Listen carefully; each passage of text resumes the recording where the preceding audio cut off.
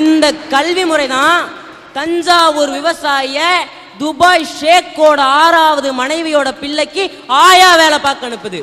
இந்த கல்வி முறை தான் இந்த கல்வி முறை தான் மேகாலயா ஜார்க்கண்ட் சப்பை மூக்கு பெண்ண ஈரோடு ரெஸ்டாரண்ட்ல தட்டு கழுவ வைக்குது.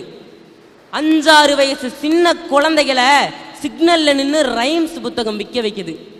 இந்த கல்வி முறை தான் உத்தரப்பிரதேச சிறுவர்களை நீலகிரி தேயிலை தொழிற்சாலைகள்ல வேலை செய்ய வைக்குது. இந்த கல்வி முறை தான் புத்தகத்தை படிக்க வேண்டிய பிஞ்சு குழந்தைகளை சிவகாசி பட்டாசு தொழிற்சாலைகள்ல வேலை செய்ய வைக்குது.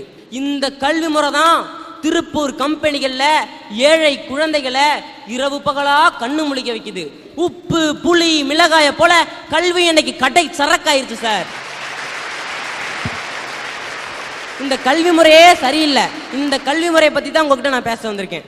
ஒவ்வொரு விலைக்கு தகுந்த மாதிரி வகை வகையான கல்வி உலகத்துல எந்த நாட்டிலையும் கிடையாது.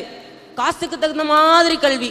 நிறைய பணம் வச்சிருக்காங்களா அவங்களுக்கு ஐசிஎஸ்சி கல்வி முறை. அதை விட கொஞ்சம் கம்மியா பணம் வச்சிருக்காங்களா அவங்களுக்கு சிபிஎஸ்சி கல்வி முறை. அதை விட கொஞ்சம் கம்மியா பணம் வச்சிருக்காங்களா அவங்களுக்கு மெட்ரிகுலேஷன் கல்வி முறை. ஒண்ணுமே இல்லாத எங்க மாதிரி ஏழை குழந்தைங்க அரசு பள்ளியில ஒரு கல்வி முறையில படிக்கிறாங்க. இதுதான் சார் இன்றைய கல்வி முறை. தேவையில்லாத விஷயங்களை வெளிநாடுகள்ல இருந்து காப்பி அடிச்சு அவங்க மாதிரி ட்ரெஸ் போடுறோம், அவங்க மாதிரி பீஸா பர்கர் சாப்பிடுறோம், அவங்க மாதிரி டிஸ்கோத்தே போறோம்,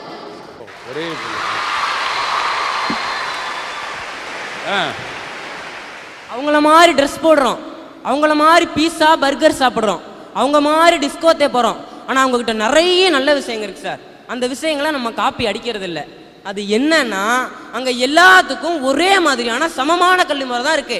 மந்திரிகளோட குழந்தைகளா இருந்தாலும் சரி, பெரிய பணக்கார வீட்டு குழந்தைகளா இருந்தாலும் சரி, ஆடு மாடு மேய்க்கிறவங்களோட குழந்தைகளா இருந்தாலும் சரி, ஒரே கல்வி முறையில ஒரே ஸ்கூல்ல ஒன்னா உட்காந்து படிக்கிறாங்க. ஆனா நம்ம நாட்டுல மந்திரிகளோட குழந்தைகளும் பெரிய பணக்கார வீட்டு குழந்தைகளும் எங்க படிக்கிறாங்க? சாதாரண கூலி தொழிலாளி குழந்தைகளும் ஆடு மாடு மேய்க்கிறவங்களோட குழந்தைகளும் எங்க படிக்கிறாங்க? நீங்களே சொல்லுங்க சார். குழந்தைங்க கிட்ட இருக்க ஒரு ஏற்ற தாழ்வுகளையும் ஏழை பணக்காரர் என்கிற வேறுபாட்டையும் நீக்கிறது தான் ஒரு கல்வி முறையோட பையன். அதுதான் அதோட வேலை. ஆனா இந்த கல்வி முறை மேலும் மேலும் ஏற்றத்தாழ்வுடைய ஒரு சமுதாயத்தை தானே சார் உருவாக்குது. சபாஷ். ஒரு ஸ்கூல்ல ஒரு குழந்தைய சேர்க்கறதுக்கு திறமை அளவுகோலா வச்சா அதுவே தவறு. ஆனா இன்னைக்கு நிறைய பள்ளிங்கள்ல வசதி தான் சார் அளவுகோலா இருக்கு. AIE 1 2 3 ரெயின் ரெயின் கோவே இது எல்லாத்தையும் காசு கொடுத்தா நம்ம வாங்குறோம். இதுக்கு பேர் கல்வியா சார்? வியாபாரம். கல்வி வியாபாரம் ஆயிடுச்சுன்னா வாழ்க்கையே சுடுகாடு தான் சார். லட்சக்கணக்கில் பணம் செலவழிச்சு கோடி கணக்கில் சொத்தை வாங்கி குவிக்கிறதுக்காக குழந்தைங்களுக்கு கல்வியை கொடுக்குறீங்க. அவ்வளோ செலவழிச்சு படிக்கிறதுனால தான் அவன் படிச்சு முடிச்சோன்னே லஞ்சம் ஊழல் வரதட்சணை இதெல்லாம் செய்யறாங்க. வேறு ஃபுல்லா விஷத்தை ஏத்திடுறீங்க. அப்ப பழம் மட்டும் இனிக்குமா?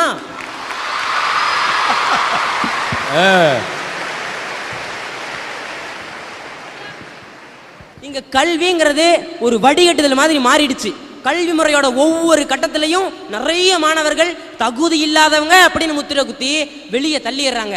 இவங்க எல்லாருமே என்ன மாதிரி ஏழை குழந்தைங்க. வெளிநாடு போகிறதுக்கும் பன்னாட்டு நிறுவனங்கள்ல வேலை பார்க்கறதுக்கும் விரும்புற வெறும் 3% பேருக்காக தான் சார் இன்றைய கல்வி முறையே தயாரிக்கப்படுது. மழைக்காக கூட எங்க அப்பா அம்மா அவங்க பள்ளிக்கூடம் பக்கமே ஒதுங்கினது கிடையாது. நாங்க எப்படி சார் இந்த பேராசை கூட்டத்தோட போட்டு போட முடியும்? சார் உங்ககிட்ட களிமண்ணையும் என்கிட்ட மணலையும் கொடுத்துட்றாங்க. 2 பேரையும் ஒரு கரடி பொம்மை செய்ய சொல்றாங்க. நீங்க எப்படி செஞ்சாலும் ஒரு கரடி பொம்மை செஞ்சிடலாம். ஆனா நான் என்ன செஞ்சாலும் ஒரு கரடி பொம்மை செய்யவே முடியாது. நானும் 12வது முடிச்சுட்டு பெரிய MBBS காலேஜ்ல போய் சேர்றேன்.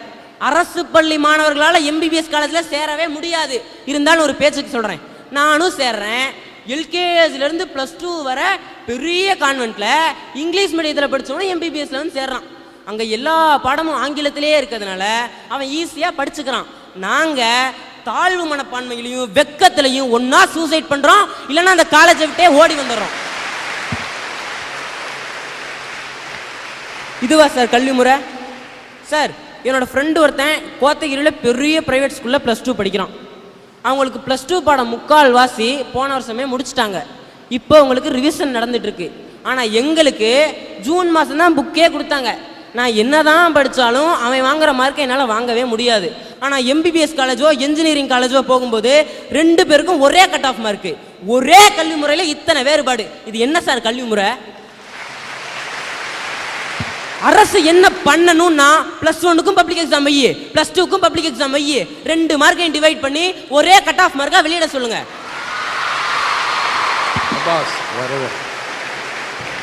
இல்லனா அரசு பள்ளிகள்லையும் +2 பாடங்களை +1ல இருந்தே நடத்த சொல்லுங்க.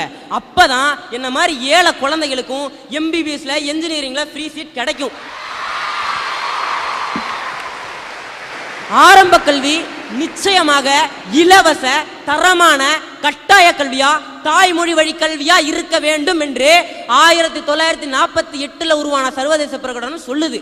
இங்க முனுசாமிக்கும் கண்ணம்மாக்கும் பிறந்த குழந்தை ஸ்கூல்ல தமிழ்ல பேசினா தண்டனை தர்றாங்க.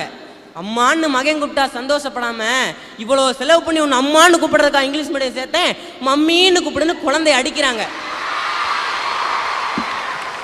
நம்ம தமிழ்நாட்டில் தாய்மொழி வழி கல்வி அப்படிங்கிறதே அழிஞ்சிட்டு வருது sir.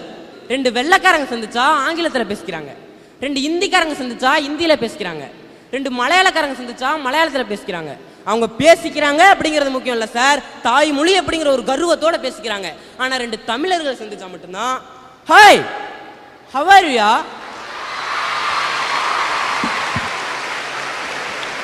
Are you fine, what are you doing now அப்படின்னு பேசிக்கிறாங்க. நம்ம தமிழ்நாட்டில் தமிழ் தெரியாத ஒரு தலைமுறை உருவாயிட்டு வருது சார். அனைத்து பாடங்களையும் ஆங்கிலத்திலேயே சொல்லித்தரது, வீட்டில் எப்போதும் கூப்பிடுற அம்மா அப்பாங்கிறதெல்லாம் இங்கிலீஷ்லேயே கூப்பிட வைக்கிறது, ஒரு நாட்டையே ஆங்கிலமயமாக்குறதுங்கிற ஒரு கொடிய தன்மை. இந்தியாவில் 20 கோடி குழந்தைங்க இருக்காங்க, அதில் 3 கோடி குழந்தைங்க ஸ்கூலில் சேரவே இல்லைன்றாங்க. இந்த குழந்தைங்க தான் கடத்தப்படுற குழந்தைகளாகவும் தெருவோர குழந்தைகளாகவும் பிச்சை எடுக்கிற குழந்தைகளாகவும் இருக்காங்க. அதை உருவாக்குறது இன்றைய கல்வி முறை. ஒரு பொது பாடத்திட்டத்தை மட்டும் கொடுத்துட்டு சமச்சீர் கல்வின்றீங்க. என்ன சார் சமச்சீர் கல்வி? தமிழ் மீடியத்தில் புக்கெல்லாம் தமிழில் இருக்கு, இங்கிலீஷ் மீடியத்தில் புக்கெல்லாம் இங்கிலீஷில் இருக்கு, இதுக்கு பேர் சமச்சீர் கல்வியா? சமச்சீர் கல்வினா என்ன? ஒரு பொது பள்ளி முறையில் வீட்டுக்கு பக்கத்தில் உள்ள பள்ளியில் அனைவரும் சேர்ந்தார் போல எந்த விதமான வர்க்க சாதி சமய ஏழை பணக்காரர் வேறுபாடற்ற ஒரு சூழ்நிலையில் படிக்கிறதுக்கு பேர் தான் சமச்சீர் கல்வி. இதுக்கு பேர் சமச்சீர் கல்வியா? யாரை ஏமாத்திர வேலை செய்கிறாங்க? பள்ளிக்கூடங்களை என்னைக்கு கான்கிரீட் கட்டடங்களில் நடத்த ஆரம்பிச்சாங்களோ அன்னைக்கே கல்வி பணக்காரங்கிட்ட போயிடுச்சு சார். கல்வியை விற்கக்கூடிய சமூகம் ஒரு வெக்கங்கட்ட சமூகம் சார். இந்தியாவில் பல்கலைக்கழகத்தில் படிக்கிறத விட ஆரம்ப பள்ளியில் படிக்கிறதுக்கு அதிகமாக செலவாகுது. உலகத்திலேயே கல்விக்காக மிக குறைஞ்ச நிதியை ஒதுக்கும் நாடுகளில் இந்தியா ஒன்று.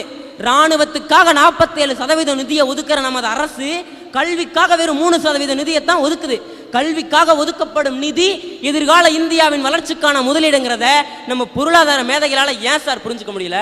எங்களோட உயிருக்கும் உடைமைக்கும் எதிர்காலத்துக்கும் உத்தரவாதம் கொடுக்கக்கூடிய ஒரு கல்வி முறையை கல்வி அமைப்பை நீங்க உருவாக்கிய தீரணும்.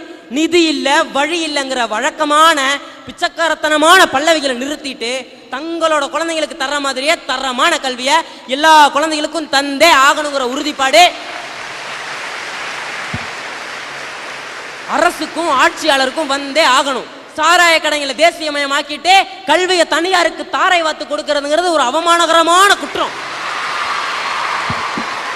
நமது தாயின் மணிக்கொடி பட்டொலி வீசி பறந்து 66 ஆண்டுகள் ஆயிடுச்சு. இந்த கல்வி முறையால ஒவ்வொரு குழந்தைங்க இறக்கும் போதும் தேசிய கொடி தானே அரை கம்பத்துக்கு இறங்கிருது.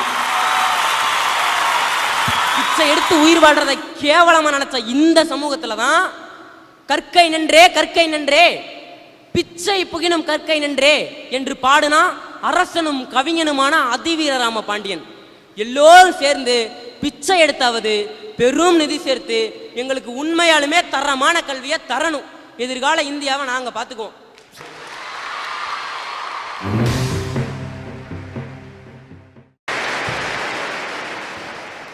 AIE 1 2 3 ரெயின் ரெயின் கோவே இது எல்லாத்தையும் காசு கொடுத்தா நம்ம வாங்குறோம். இதுக்கு பேர் கல்வியா சார்? வியாபாரம்.